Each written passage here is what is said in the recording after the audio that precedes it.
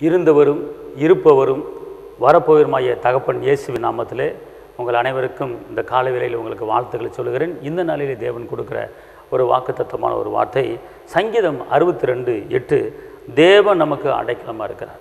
சங்கீதம் 62:8 தேவன் நமக்கு அடைக்கலமாக இருக்கிறார். அல்லேலூயா.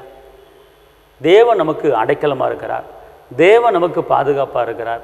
தேவன் ஒருபோது நம்மளை புறம்பே தள்ளுகிற தேவன் அல்ல. அவர்தான் அடைக்கலம், அவர்தான் கேடகம், அவர்தான் பலன், அவர்தான் சுகம், அவர்தான் சமாதானம், அவர்தான் சந்தோஷம். இந்த நாளிலே ஒரு பாதுகாப்பு இல்லாமல் ஒதுக்கப்பட்ட நிலையிலே, தள்ளப்பட்ட நிலையிலே என்னை யாருமே என்னை கண்டுகொள்ளவில்லை, நான் ஒதுங்கி இருக்கிறேன், தள்ளி இருக்கிறேன், என்னை கேட்பார் இல்லை அப்படின்னு சொல்லி கலங்கி தவித்து கொண்டிருக்கீங்களா? கர்த்தர் சொல்கிறார், அவர் ஆபத்து காலத்தில் அனுகூலமான துணையும் அவர் அடைக்கலம் கொடுக்குற தேவனாக இருக்கிறார். அதனாலே கர்த்தர் உங்களை பார்த்து சொல்கிறாரு, தேவன் நமக்கு அடைக்கலமாக இருக்கிறார். அவர் உங்களுக்கு அடைக்கலம் கொடுக்குறார். அவர் உங்களுக்கு அடைக்கலம் கொடுக்குறார். அதனால் இந்த நாளிலே நீங்கள் தள்ளப்பட்ட நிலைமையில், வேதனைப்பட்ட நிலைமையில் நீங்கள் இருப்பீங்கன்னா கலங்காதிருங்க. கர்த்தரே உங்களுக்கு அடைக்கலாம், ஏசப்பாவே உங்களுக்கு அடைக்கலாம், உங்களுக்கு அவர் தான் பாதுகாப்பு. அதனால் தைரியமாக இருங்கள்.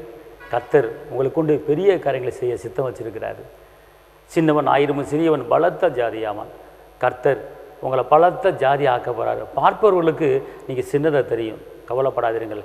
கர்த்தர் உங்களுக்கு அடைக்கலத்தை கொடுத்து பாதுகாத்து நடத்துவார். உங்களுக்காக நான் ஜெபிக்கிறேன்.